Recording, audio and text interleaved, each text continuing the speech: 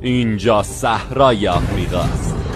100 روز پیش هیچ چیزی جز یک قبرستان نبود، اما با گذشت زمان به یکی از مقاومترین اکوسیستم های سیاره ما تبدیل شد.